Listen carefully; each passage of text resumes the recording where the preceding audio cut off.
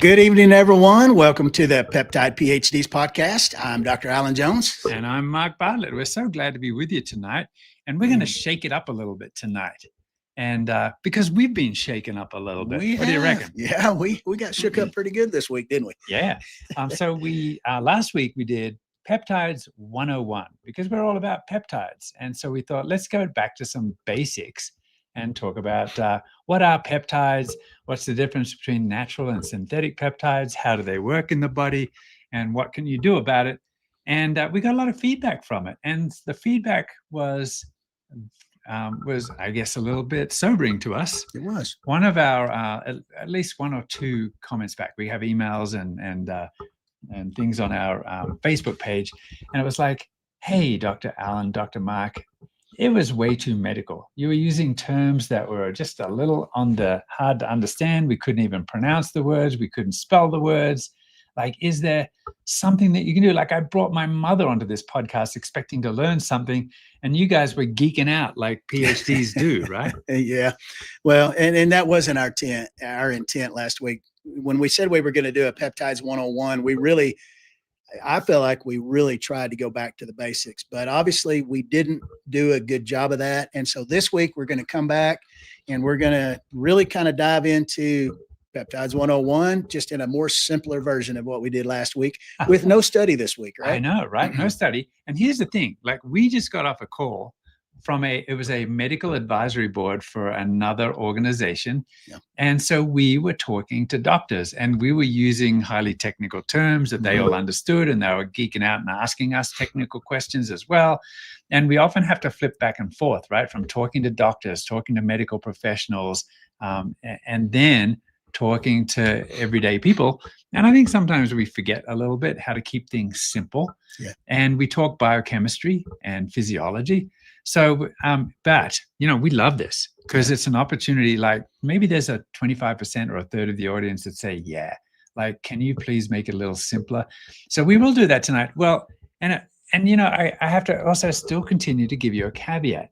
So I did, a 3-year degree in biochemistry, and then a master's in biochemistry, and then a 4-year PhD in cell biology, and then a postdoc in cell biology and immunity.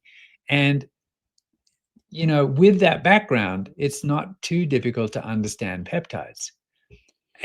But let's go back and say, well, okay, so we've got 1 hour to talk Peptides 101 with you, and it's an entire biochemistry course. So actually, we're pretty good at getting it so that the average person can understand. But there's always another way to look at things, right? Another approach, another way to teach. And that's what we're going to try to do tonight. Yeah, that's right. And so when you think about a peptide, we pointed out last week that really peptides are small strings of amino acids. Do you have your? Yeah, go for it. But meanwhile, while he's looking for our models, let me say we're going to divide today's podcast into 3 chapters. First, we're going to talk about some peptides that you've heard of.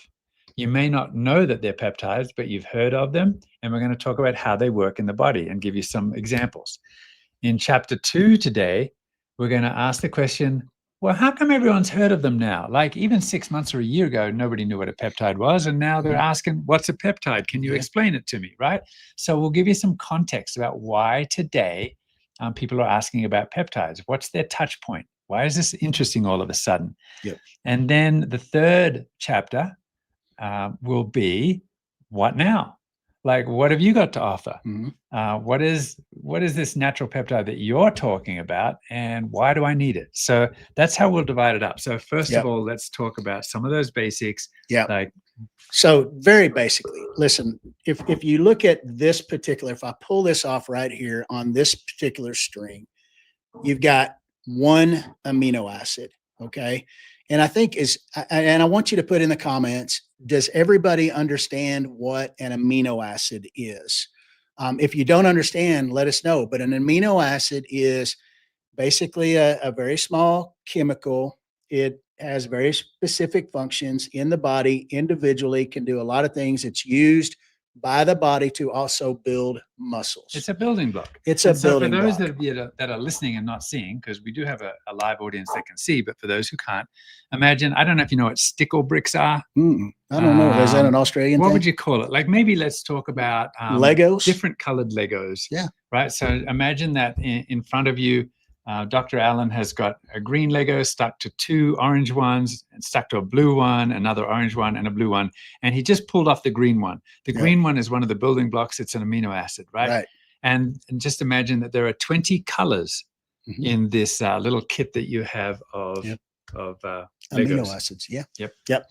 And so by itself, it's an amino acid. But when you start putting them together in very small chains, they become what are called peptides. And you've got 2 is called a dipeptide, 3 is called a tripeptide, 4 is an oligopeptide. When you get above 50 of these in a big bunch, might look like this to some extent, all wrapped up. He's now more holding than up 50.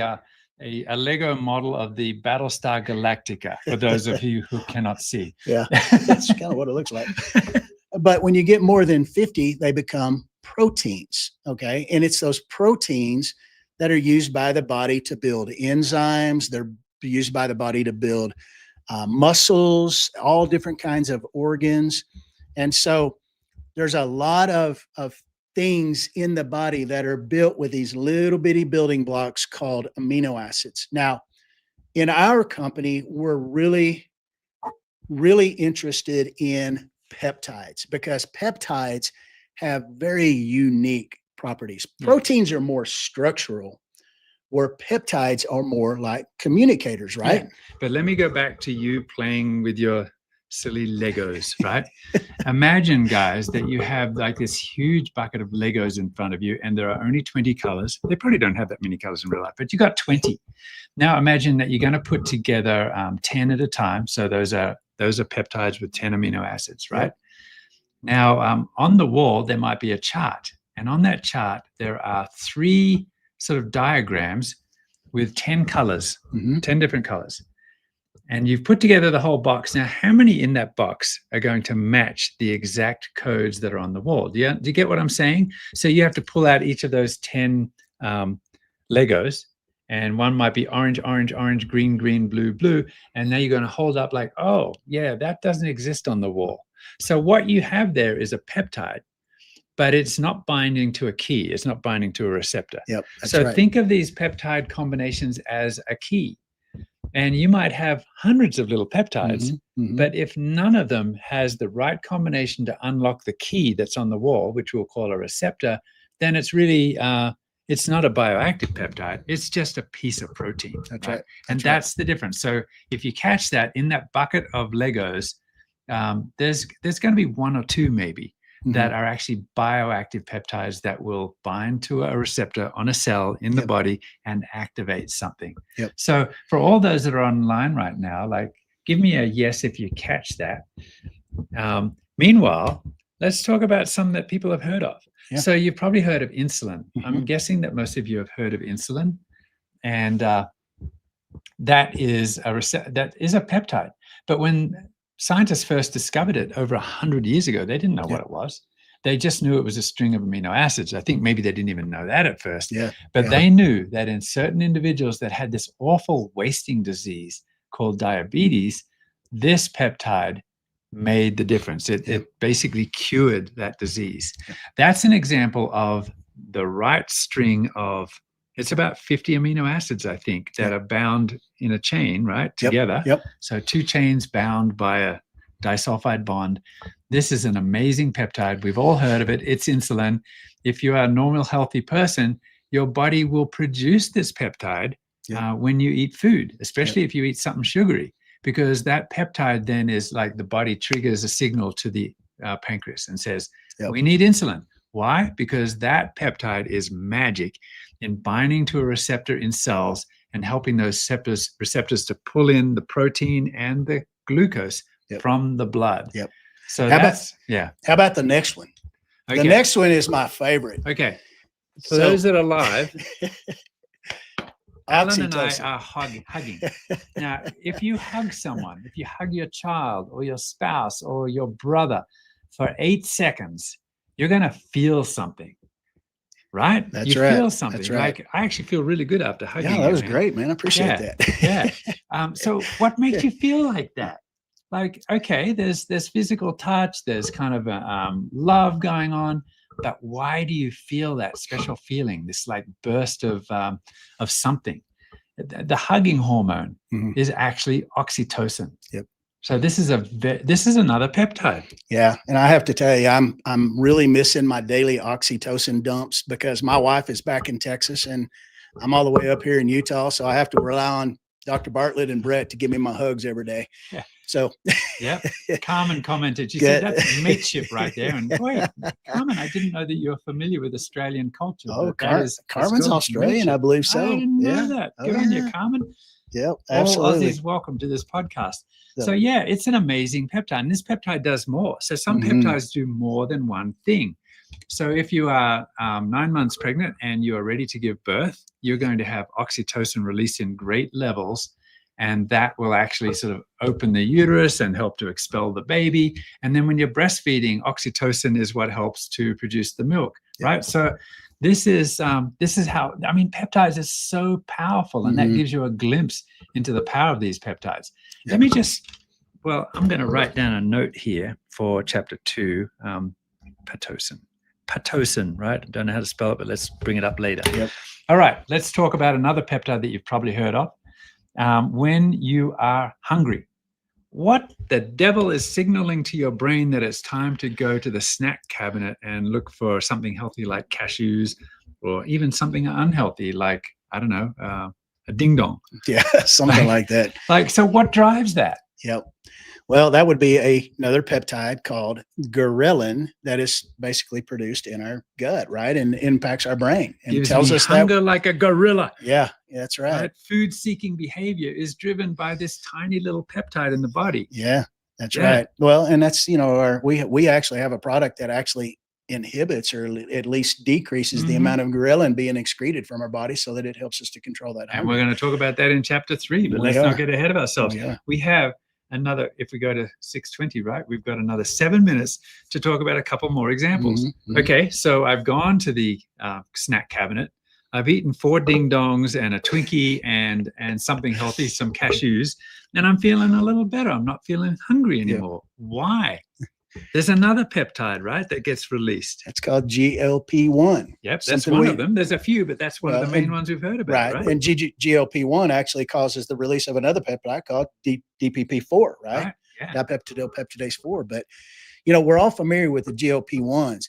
And in fact, if you really want to know why we're all so interested in peptides, as we said earlier, it's all about the GLP-1. They've become very, very popular. Yeah, we'll mention that in chapter 2, right? Yeah. So we've talked about insulin. You've all heard of insulin. It's a peptide, right? We've talked about oxytocin, the hugging hormone, but also the breastfeeding hormone. Like, it's amazing, right? We've talked about hunger, instituted by ghrelin. We've talked about GLP-1. That's the one that, like, now that I'm full, my body's getting the message. It's sending signals to my brain. It's sending signals to the rest of my body, right? But we've got 5 minutes to talk about probably your favorite series of peptides, because Alan here is a PhD in muscle physiology. I'll give you a minute to talk about that or two, and I'm going to talk about my favorite peptides as an immunologist. Great. Well, my favorite peptides, I think everybody will know that's been on this podcast, are little peptides secreted by our body as a result of muscle contractions called myokines. I absolutely love myokines, but myokines are our inside our body pharmacy. They're an endogenous pharmacy. When we're exercising our muscles and we're contracting those muscles, we actually have the ability to secrete more than 600 myokines that can impact everything from our brains to our hearts, to our livers, to our pancreas, to our skin. Even our microbiome is impacted by these myokines. I would venture, sorry to interrupt, that most people have not heard of this. And in fact, we've talked to doctors that have not heard of this. So it's spelled MYOKINE. Right? Myokine. So you guys should jot that down and maybe Google it later, and AI will tell you all about myokines. And maybe but understand that these are peptides and proteins, communication molecules from the muscle. That's right. Exactly. Secreted from the muscle that impacts every organ system in our body. And in fact, all the doctors that on that board not one of them knew what a myokine was. Yeah. I gave early this year, went to Berkeley and talked to a bunch of integrated physicians. These are guys who know not just mainstream medicine, but everything peripheral to it. They're amazing. There were 500 doctors there, and I think I could count on one hand the number who had heard of myokines, muscles, peptides from the muscle that are communication. It's amazing, isn't it? So you guys are going to be the coolest kids at the party when you tell people that you know what myokines are. So study that up. You're going to be ahead of the curve. That's right. So how about from an immunologist perspective? Okay, from an immunologist perspective, I got to tell you that I was that guy until I met Dr. Allen here, who's a muscle physiologist. I'm like, what the bloody hell are myokines? But of course, I'm a PhD, so I couldn't show that. So I was like, sure, I know what myokines are. Hey, let me Google myokines. How do you spell that? So, but for 40 years or more, as an immunologist, I've studied the language of the immune system. So if myokines speak German, the immune system, they speak Chinese, and they've got a very rich vocabulary too of proteins and peptides that are keys, like little blocks of the right color of these Legos that are binding the right receptors. So this is how T cells communicate with B cells. It's how when a bacteria or a virus get in the body, then there are certain immune cells like the macrophage that say, ooh, looky here. It's a foreign particle. And it sends out this vocabulary of peptides, and they're often called like interleukins and interferons and all sorts of things, CD. So these are all what we call chemokines or cytokines. So they have a different name. They're not myokines, right? Cyto, CYTO means cell body. And so these chemokines, they're like chemical bodies that attract the other immune cells, communicate with them, tell them what to do. So those are my favorite. But long story short, this is your body. It's more amazing than maybe you gave it credit for. Let me really, really simplify what we're talking about. Everything that we just talked about, myokines, chemokines, all the immunity peptides, all of those. Here's what you have to remember, and here's the overarching message. They are simply communication molecules. They're messages, okay? It's like sending a Snapchat to one of your buddies. You would be the peptide. Your buddy receives that. He looks at it. They are the receptor. Once that thing is there, it sends its message and then it disappears. That peptide dissipates, goes back into amino acids. Those amino acids are recycled and reused to either build other peptides, other myokines, other chemokines, or other proteins. Right. And they're simple words, right? It's not a whole sentence. It's just a simple word. Like maybe the myokine to the muscle might be grow. Maybe the myokine from the muscle to the brain is like get smarter, wake up. Enough. Right? That's right. So That's right. I think Snapchat is the perfect example because these are not designed to last forever. They get generated, they decay, and if the body needs it, they'll regenerate the signal. That's right. So it's all about cellular communication. Really, really, really simple. Okay. And please let us know. Do not be afraid to comment. I don't understand what you're saying, guys. Let us know, because we don't know what we don't know. And we're trying to make this really, really simple so that people can come away with this with a game plan on how beneficial peptides are and how to use those peptides to optimize their health. And for those few people that did email us, I can understand that you don't understand. I was talking to some of our leaders today that came into the office, right? They're very successful in this peptide business. And they were asking me all sorts of questions. And they said, oh my gosh, Mark, there's so much to learn. So you don't have to know everything, but these are just things that are nice to know. So Bob and Laurie, they asked a question. Are myokines the same as extracellular vesicles? I've been seeing and hearing about these references lately. Actually, let's look at a cell, the whole cell structure. I've got a picture of one behind me here. You have the cell. The cell membrane is the outer membrane. You've got another membrane inside that is the nucleus where the DNA is stored. There are lots of other little compartments in the cell. The cell is not just a disorganized sort of scramble. It actually files things away quite nicely in things called vesicles. So some of these vesicles will have growth factors, or they might even have peptide growth factors and things like that. So these vesicles contain some of these communication molecules and other things that they might then release from the cell. So the answer to that is they are not the same as extracellular vesicles. But they might be the envelope that is holding the letter, which is the peptide communicator, right? All right, it's time for chapter 2. And chapter 2, today, why are we hearing so much about peptides? We weren't having this conversation with average person 2 years ago. 2 years ago, for sure. So something happened that changed the landscape. Can any of you listening sort of guess right now what happened to change the landscape that suddenly everyone's aware? Let everybody respond.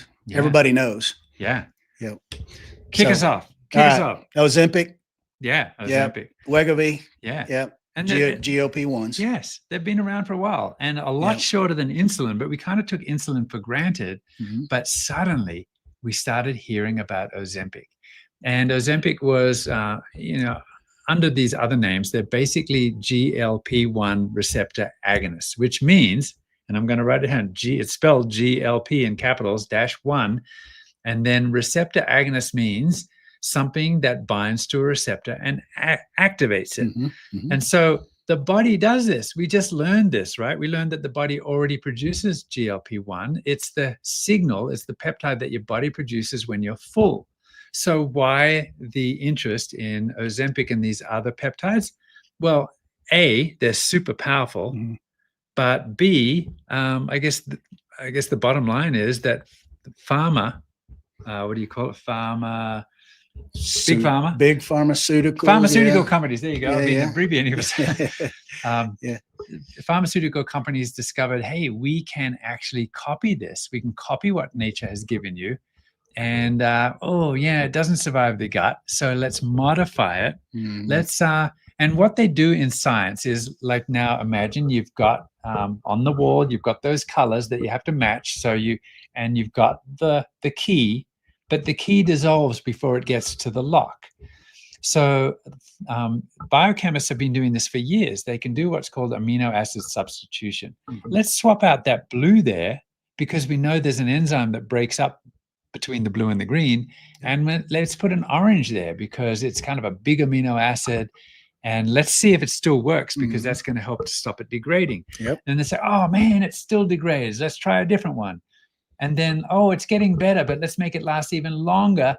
And so they might put like a big lipid side chain on it. And so before long, you've got something that, yes, it binds to that receptor and it lasts in the body for a long time, but you probably need to inject it, but it still lasts not 2 minutes, not 4 minutes, but actually 7 days. 7 days. And so, we talked about how powerful peptides are. Like, that hug was powerful. I'm still feeling the love, right? So that's oxytocin 5-10 minutes ago. Peptides are super powerful. And if you modify them with very clever pharma, they can be very powerful for a very long time. This is why you've all heard of it, because people can lose massive amounts of weight with something like that. And there are other peptides too that they can create in the same way, right? Oh, there are tons of other peptides that they're doing, whether it's, your BPC 157s or some of the other things. But there are some muscle peptides. Let me talk about one that we mentioned earlier. So we talked about oxytocin. If they want to induce labor, okay, who in the audience knows what the peptide is that, like, you probably don't know it as a peptide. Maybe you didn't think about it before, but if they have to induce labor for one reason or another, they use a particular drug. It's a peptide, and it's called as a drip. As a drip, called Pitocin, right? Sounds like oxytocin, but it is a trademark name, right? Pitocin, and that is a synthetic peptide that is just as strong, maybe stronger. It's on a drip, and that actually signals the body to give labor. The interesting thing about Pitocin, I think it's very instructive, is that women report that when they're given Pitocin to induce labor is very painful. Yeah. I mean, Heard labor that. is painful as it is, but it's more painful. Mhm. And the reason is because the body, when it produces oxytocin naturally during the birthing process, actually comes in waves. So you relax the muscle, and then the wave comes, and then the uterus sort of expands a little bit more and pushes back, and then it relaxes a little Mhm. bit. So when it's constant, it seems to hurt more. I'm not talking as an expert, but as a father who has witnessed the birth of 8 children, I got a little bit of a sense of it, right? Yep. So there's an example of how the synthetic peptides have great utility in medicine. They're Yeah. amazing. They're very powerful. But when they are synthetic and when they have long half-lives, they do have different effects. They can be very powerful, but may have Yeah. side effects, right? Yeah. And it's just like, it's even just like our products, right? Our products, whether, you've got a product like this particular product, the peptides in those products are tools. They're tools that are meant to be used to optimize certain functions. And so when you look at the synthetic peptides, even the pitocins, a pitocin is used as a tool to help a woman get through labor.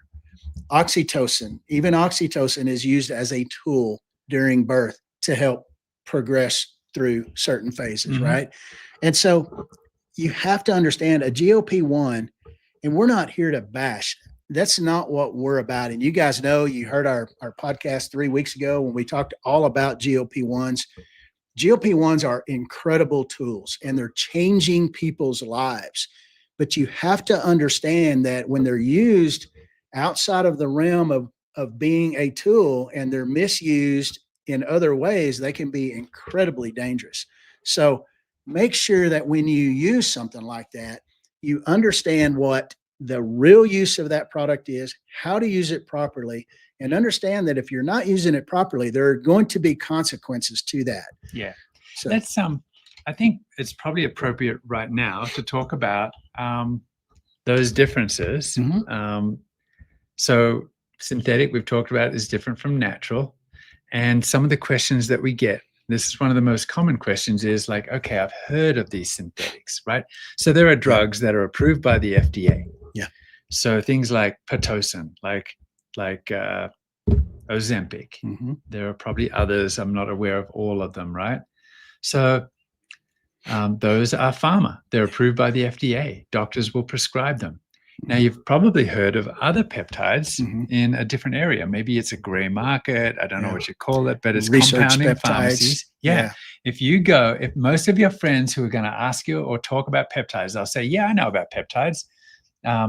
They're mostly seeing stuff on Instagram or on Facebook or heaven knows where, on websites that are peptides that are nearly always injected. Yeah. And for all sorts of things, for healing. Was one called BPC 157 for healing. That one I don't believe is approved by the FDA, but it was isolated from the human gut. Yep. And so they have this peptide that you can buy that you can inject, and maybe it does, maybe it doesn't help with healing. Mhm. And maybe they're injecting it into joints or whatever it might be. But it's not approved by the FDA, and there aren't a lot of studies on it. I think there are mouse studies, right? Yeah. So that was what you would call a compounding pharmacy. Where does that peptide come from? It usually comes from pharmacies and things in China, right? So chemical factories that make these peptides. It's not hard anymore. There are US companies too that are making them. Yeah. But I understand, like, if you really want value for money, these peptides are often from overseas. Yeah. And you will see, look closely on those websites if you want to buy one. I'm not advising that you buy them, but you look closely and you'll see on the label for experimental use only, not for human use, things like that. Research only, yeah. Research That's only. right. That's what you'll see. Yeah. So I love a comment that hi Leslie, fellow Texan. Leslie says, we also use bolus Pitocin immediately. And if I remember right, Leslie is a labor and delivery nurse. Good on you, Leslie. Yeah. We also use bolus Pitocin immediately following delivery to prevent hemorrhage. But I do think it's overused in the labor setting to speed up the process unnecessarily, which can often have bad outcomes. Yeah, Totally agree. I love it. Yeah. And I think we're starting to, I just got notification from our podcast coordinator today. Hey, we're going to start putting legal has asked us to put a disclaimer on the front of your your podcast now that, not intended to provide medical advice and stuff like that. So yeah, that's a really good disclaimer. We're not experts, but I love what Leslie said, right? Yep. It's yes, I think she's confirming what we're saying, and there is good medical use for these guys. But there can be overuse. We're not sort of suggesting one way or another. We're just sort of trying to point out the difference there, right? Yep. So that talks. So we've talked about medical, Mm-hmm. and Pitocin is one of them. Then you've got, she spelled it correctly too. I never knew it was Pitocin, Pitocin. Then you've got this gray area, which I think pretty soon, I think it may be on its last legs. I think eventually the FDA is going to say enough and maybe shut them down. Yeah. Now let's talk about the bottom end of this, right? When we went to a recent conference, we saw a lot of people claiming to have peptides. Yeah. So they've got this bucket of Legos. Yeah. And yes, sure enough, it's full of peptides, right? Yeah. But if you want to call it. But do any of them match a receptor anywhere? So what they've done, like I think we shared with you, we went to one company and they said, yes, we have a peptide. They had a funny accent. I don't know where they're from. And we said, well, tell us about this peptide. And they said, well, we live across the road from a slaughterhouse where they slaughter the chickens. Yeah. So we bring the chicken carcass. I think he pronounced it carcass, which is not right. Yeah. Carcass. And he put it in a big pot and they boil it up and we pull out the, there's a fat on the top. We pull it off. And now we've got basically a bone broth. Yeah. And I was like, that must be full of peptides. And he said, yes, it is. You get it. And we're like, yeah, but that's like a bucket of Legos. Yeah. And they're all the wrong shape. They're all the wrong combination. They don't actually do anything. So we gave them a name. We call them peptides in name only. Right. Pinos. Yeah. Dr. Mark coined the term pinos. Yeah. I was inspired by the rhinos. So these are pinos. They're peptides in name only, right? So they're claiming to be a peptide. And you'll often see this too. Like you go to a shelf and you'll see, oh, it's this big bucket of collagen. I should use that. I've heard a lot of things about collagen. And it may be full of peptides, but are they bioactive? Are they really doing anything? And that's kind of the other end. Now, where are we? We are in a completely unique space, right? Yeah. Bioactive precision peptides. That's right. So tell us about that, Dr. Allen. Yeah. So if you look at bioactive precision peptides, what we are interested in are peptides that have been characterized, that we understand exactly what those peptides are, and we understand what the function of those specific peptides are. Let me give you an example. One of our products, our cornerstone product, is a product called FIT, which we're going to talk about here in a little bit. But if you look at the number of peptides that are actually contained in FIT, there are more than 4,000 individual peptides.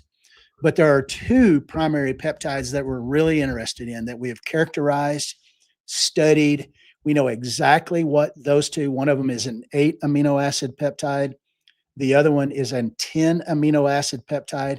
And we know specifically what those two peptides do in the human body.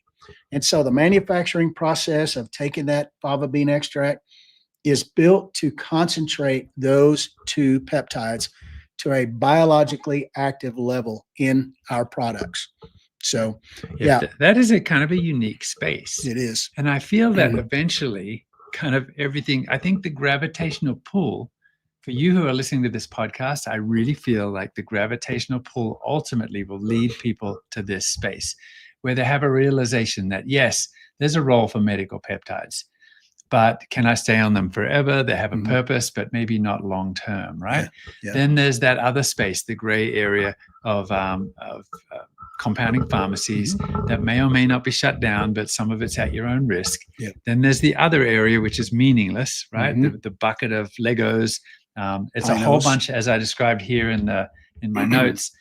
It's really just a bunch of keys looking for a lock. Yeah. Imagine you've just got this bunch of keys and in your building, there are 5 different locks and you need to open the door. Well, it's really hard to find the right key, but a bioactive peptide is one that is the key that unlocks. Exactly. And let's, maybe we can we've got a couple more minutes in chapter 2. So let's talk about where do these, where do these come from that are in the compounded pharmacy area? Mhm.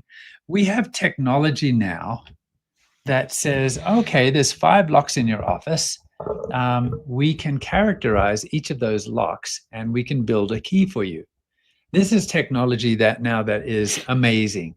It's called maybe in silico modeling of the receptor. So we know what these receptors are actually like really big peptides. They're proteins, sometimes 5 or 6 that join together and they form this lock.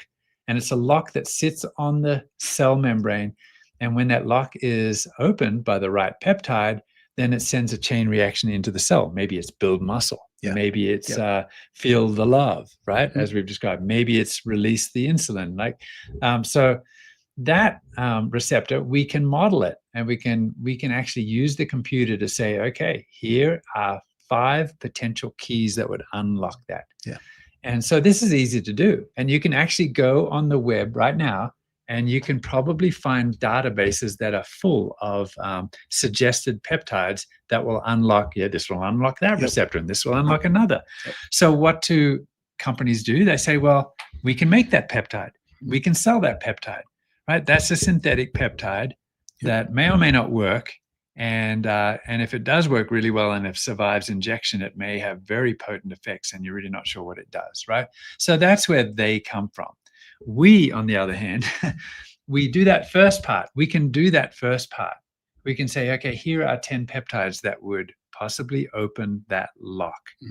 The next part is the magic. This is the part that nobody wants to do, but this is the safe part. I think you can describe that for us, right? Yeah, as far as concentrating the bioactive peptides and how that works. Finding it in nature. Yeah. So when you identify a very specific sequence of these amino acids, what you have to do after you identify it is you have to find a viable source that can actually genetically produce naturally that specific sequence in all of their DNA sequences, right? So everything that they're producing protein-wise, whatever it is, you have to find that specific sequence. Once you find that sequence is likely going to be as part of a very large sequence of very large proteins. And so you've got to break all those sequences down. You've got to identify it.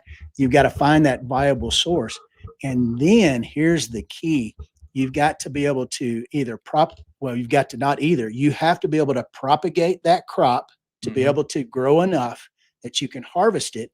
And then you have to have a manufacturing process that is specific to preserving those identical sequences, those exact sequences. And that's where this business is so difficult. This is where the tens of millions of dollars and thousands of hours of manpower are put into developing these processes. That's why it's so difficult. It's so hard to find. You want to know why we have so many pinos? That's why, because those guys don't have the wherewithal, the technical ability, the capacity, the capability to go in and not only identify, but preserve that in a finished good. And that's one thing that we do have the ability to do. Yeah. So one of the emails that we got, let's go to chapter 3 right now. And basically I'm calling this What Now? What are we going to do with this information? And one of the folks who responded to our Peptides 101 last week said, well, that was really good information, but what do you do about it? What do I do about it? Why? Yeah. So the questions are like, what now? What difference does it make? What products do you have? And natural, and maybe why are they needed, right? So we sort of started segueing into this, didn't we? Because we're saying, okay, these are natural peptides. They're found in nature. And let's just say that is the step that nobody's really doing. Some companies are, right? And we are in touch with those scientists that are doing the right research. That's the basis of all of our products, right? That's the scrutiny that we give them. We have visited, for example, the scientists that are doing the extraction and the cell biology, the receptor work, making sure that they survive gastrointestinal tract and then clinical studies, right? That's right. One of them is a biotech company in Ireland. Another one's a biotech company in France. Right, which is based on research that was discovered in Korea, right? In Korea, so it's a multinational kind of an effort there. Yeah, and Barcelona as well. So Yeah. So, we're fortunate that we're able to work with these specific companies. We got a brand new company in New Zealand that is really, really exciting, that we're excited about, that we're working with. So we're in constant discovery mode all the time of discovering real characterized bioactive precision peptides. And that's why Make Wellness is the bioactive precision peptide company. That's what we're about. Yeah. So, you know what?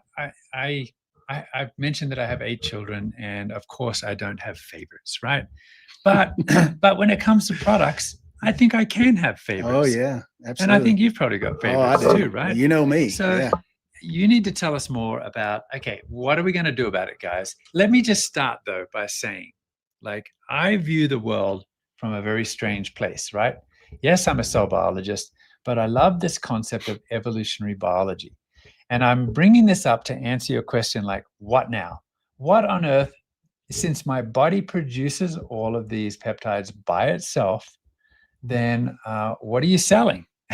And when I say selling, I mean, we're not salespeople, we're scientists, but we're trying to sell a concept to you. Like, why would I need a natural peptide? Here's the answer in my way of thinking. And I hope that this is easy enough for everyone to sort of grasp. Imagine that you were born in a village by the sea, maybe in Greece, 2,000 years ago. Okay, think of your life in that village. What's it like? Maybe you're by the sea. Where are you getting your food? Maybe your dad or your husband or your wife is a fisherman. So now, what's it like to catch fish for your family, right? Maybe you're a farmer, so you're growing stuff. Just think about,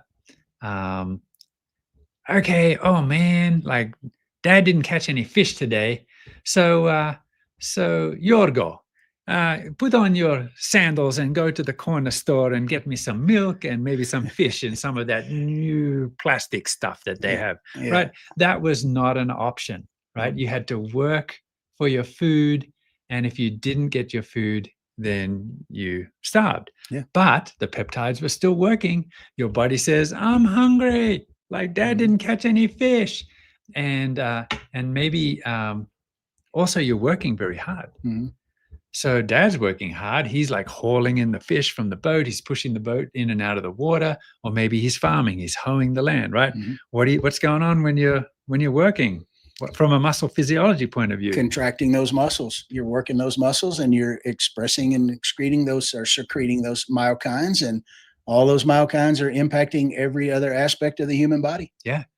So think of it. Your peptides are working. You're hungry all the time. Your muscles are working, so they're building. That's right. And if you sit at home and you don't work, then the body says, dude, like there's not enough food around for you to grow that extra muscle. I know you love your muscle because you really look good in a white lava, but that muscle's got to go because we don't have the calories to keep it going, right? This is peptides in action, and this is 2,000 years ago. Okay, now what's it like today, Dr. Allen? And give me the contrast, right? From an evolutionary biology perspective, how long have we been living in our current state of affairs? Well, our current state of affairs, really, I mean, I can think back 30 years ago and never had a cell phone, right? So really within, I would say the vast majority of what we're experiencing right now is probably really within the last 15 to 20 years. You got cell phones, you've got nonstop. So that's stopping us sleeping. Absolutely. Whereas back in the village, Dimitri was sleeping when it got dark. Right? He had to stop working. As soon as it got dark, you were asleep, and you slept when it was dark, and when it was light, you were working. It was really a simple because we process. forgot to mention there are peptides involved in the sleep-wake cycle. Exactly. Right? And if you interfere with those, you interfere with a lot of the body's functions, right? So now we have the corner store. In fact, if you're hungry, you can go and get a fully cooked meal. You don't have to get a raw fish anymore, right? You've got an abundance of food, so you can answer that peptide that says, I'm hungry all the time. And we don't really have to work very hard. So the peptides in our muscles are saying, we don't need you, so break down. So no muscle and constant hunger. And when you've got constant hunger and not much muscle, what are you building? Well, lots of adipose tissue. Lots of adipose tissue, lots of body fat. Okay, that's what changed. And you guys are feeling it. I mean, why are people taking Ozempic? Why are people taking these peptides? Like, it's because we're feeling it. We're in this modern world. The lights are on all the time. We don't have to work for our food. We're constantly hungry, and we can just get that food. So these things are changing, and this, I think, opens up the space for like, okay, the peptides are running the show. That's right. We're a little bit wary of using synthetic peptides that have a really long half-life. What's the alternative? Can we use the language of our own body safely, not a drug, but actually a sequence of amino acids that's just going to break down as soon as it's done its job, but from nature, so that it's a safe way and a sustainable way? Yeah. And the answer to that question is absolutely we can. Right. And we know now. But we also have known for, dozens and dozens of years that our bodies have been able to use bioactive peptides from, for example, colostrum, mother's milk, the day we're born. So it's been part of our life. It's absolutely a Yeah. massive part of our life. And so, look, and I've said this many times, if I'm eating a 24-ounce ribeye steak, which is loaded with protein, and within those proteins, I can promise you there are bioactive peptides in all of that protein in a big old ribeye, right? And if I'm a vegetarian and I'm eating plants, I'm probably getting some of those peptides too. Probably or drinking so. milk. Milk Yeah. has got something called lactin, right? Lactoferrin or lactin. Lactoferrin, yeah. You get all kinds So of. there's immune peptides in just the milk that you buy in the store, and there are peptides that help you sleep. Yep. And they are surviving the GI and activating receptors. So it's part of nature. And what we're doing now at Make Wellness is exploiting nature to find peptides that will help you. And now let's talk about our favorite children or our favorite products. I'm sure you have one. I'll let you start. Yeah. Look, our product line is, here's another difference between therapeutic peptide drugs and our products. Our products are designed to optimize the way our bodies function, plain and simple. It's not about overstimulating. It's not about replacing. It's not about substituting. It's simply about optimizing our body's function every way that we possibly can. So my favorite product that we have is, and I think honestly, as a muscle physiologist and understanding the benefit of muscle mass, muscle function, muscle strength, muscle quality, all of those characteristics, fit should be everybody's foundational product. This should be the number one product that every single person in Make Wellness takes every day. And that's important too, Dr. Mark, because this is not a pre-workout drink. This is not a post-workout drink. This is a drink mix that is meant to be used every single day. Now, I will tell you though, one of the ways that I use it with hydrated. So when I drink Fit, I add a hydrated to it because which are electrolytes. Electrolytes, yes. And hydrated and Fit are the perfect 1-2 combination for optimizing muscle mass, muscle function, and muscle strength. Yep. So let me tell you about the work that's gone on behind this, right? Yes, it's a formulation, but let's talk about the peptide that's in it. Yeah. It's a peptide that's been found and isolated from the fava bean. And we have clinical studies. So all that work that I mentioned, it's finding that peptide, finding that it activates the receptors in the muscle, right? That's all done in with the in silico modeling, and then the AI to find it in the genetic code of the fava bean, then the careful isolation, and then the study first in vitro. In vitro, which is 2 words, in vitro, it's the Latin for in glass, meaning that you grow cells in the glass. And then you can, there are all sorts of marvelous tricks to find out if that peptide is binding to the muscle receptors in those cells. Yep. And then testing to make sure that it survives gastric acids, and then doing human clinical studies. So there are at least 5 published studies on this particular peptide. It's been very well characterized and well studied. It works. We use the clinical dose in our product. And that's why it's your favorite product, because we understand that, okay, it's overcoming evolutionary biology. Yeah. It's overcoming the fact that, most of us don't like work all day. Like Iselin, who loved working on the farm, but she's probably not doing that anymore. So she has to work a little harder to keep the muscle, which is important for not only looks, but your youth. Yeah. So that's one peptide that you should look into a little deeper. We invite you to look at the website, makewellness.com, and put it on Fit, and you can listen to previous podcasts where we talk more specifically about it. I have another favorite. Yep. And that is a peptide that was found in the same way with a biotech company from brown rice.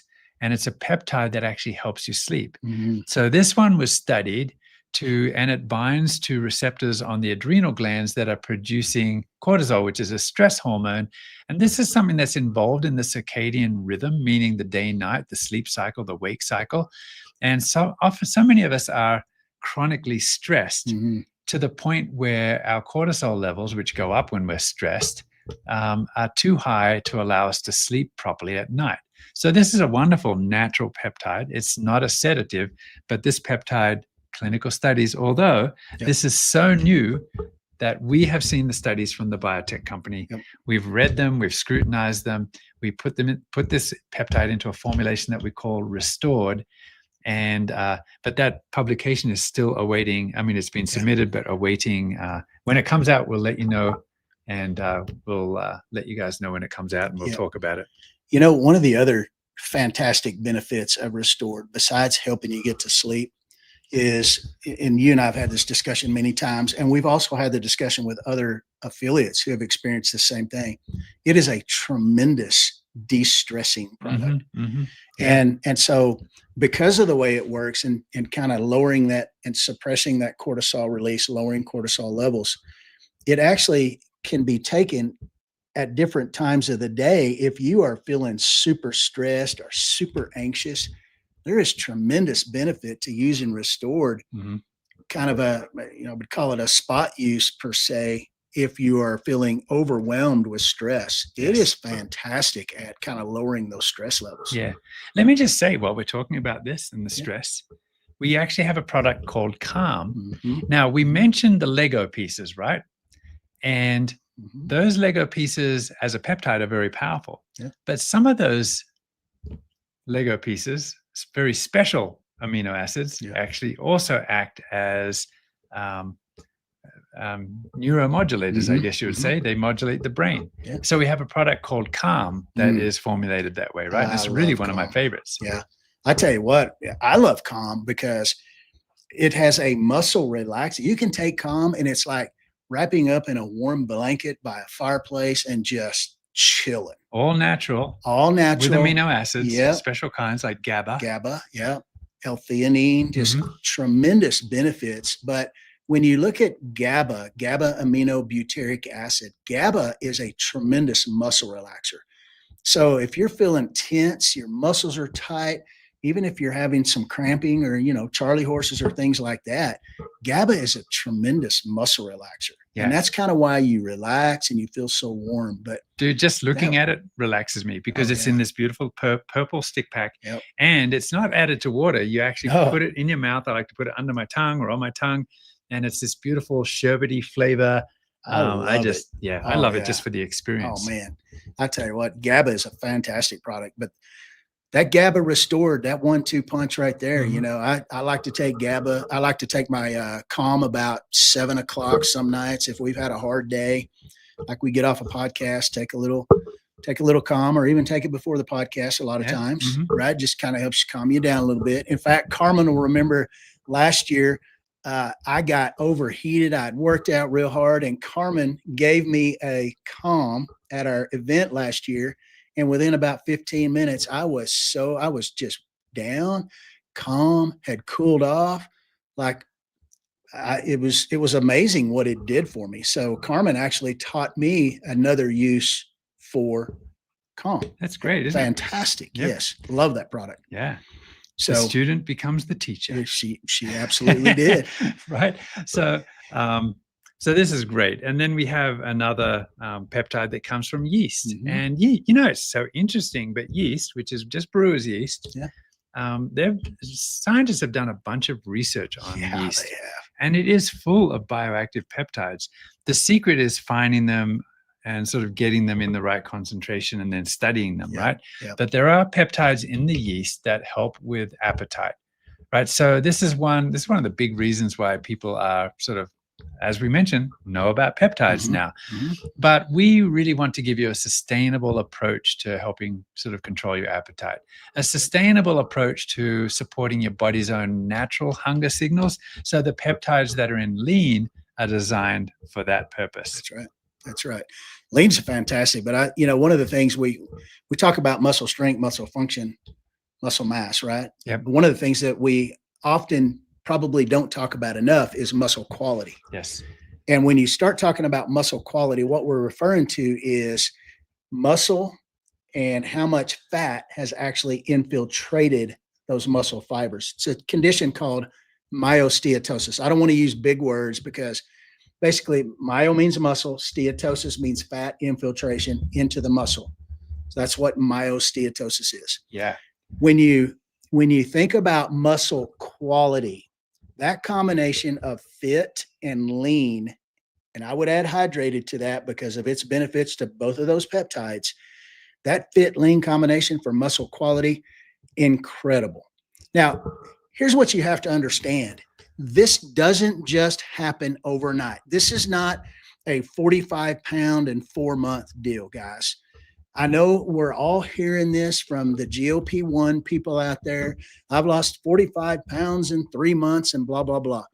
And I want to ask you one question. Do you think that is sustainable, maintainable weight loss? I'm going to answer it real quick and say that it's absolutely not. Our bodies cannot handle that much change in that short a period of time without inciting some type of response, and the response is typically negative. So you have to be really careful with that. Our products are designed to work 1 or 2 pounds a month, slow, steady, maintainable, sustainable, improve muscle quality, improve muscle function, decrease our body fat, get rid of our visceral fat, our sub-Q fat. Yeah. That's what they're designed to do. And let me just say, like you described rapid weight loss, what that does to the body, it says, hey, I'm in starvation mode, and it actually puts you in fight or flight stress mode. Huge so stress. This is why we have sort of side effects like the fat under the skin disappears so quickly that the tissue of the skin can't remodel in time. And so you get kind of saggy skin. You might have hair loss. Again, because the body, because of rapid weight loss, says, hey, this is famine. I'm in fight or flight. I'm going to redirect my energy into other areas of the body that will keep you alive. Yeah. That's when your body starts getting rid of everything that it doesn't need. Yeah. And unfortunately, muscle is one of those as well. That's why a lot of those people that are losing that much, 40 to 50% of that is muscle mass loss. Right. That is a pandemic by itself waiting to happen. That's a scary thing for me, especially. Yeah. So hopefully today has been helpful. It's been sort of Peptides 101, part 2. Yeah. That's 2 for those who don't speak French. We talked about sort of the insulins that you've heard of, like insulin, the hugging protein oxytocin. We talked about hunger peptides, ghrelin, about the feeling full peptides like GLP-1. We talked about messages from the muscle, messages from the immune system. Part 2 today, we talked about like, why does everyone know about it all of a sudden? So we talked about some of the pharma, and we talked about the differences between the FDA approved versus the compounding pharmacy versus the PINOs, those in name only, and then the space that we're in and how much trouble you have to go to there. And then what now? What difference should it make to you? And that we're living in tough times, right? Because our bodies were designed for scarcity. Now we're in times of, basically forced inactivity and plenty of food. And these peptides that we are making at Make Wellness are designed to help you through basically modern life. And so hopefully that has helped. And thank you for those who gave us a second chance and came back tonight and got a different version, maybe a different facet, a different way to describe what peptides are, maybe a little less biochemical and a little more emotional. Yeah. More applications based tonight, right? What does it do for us? And that's the important part. Listen, you guys, y'all go have a great week and go use this material to make a difference in people's lives. And that's what Make Wellness is all about, is making a difference. And get in touch with those people that invited you to the call, and maybe you could invite others to the call. Certainly, please, subscribe and like to our podcast, and so that we can sort of get the message out to everyone, keep them healthy. That's right. Come back and see us next week. You guys have an awesome rest of the day and the weekend, and we'll see you soon. Bye-bye.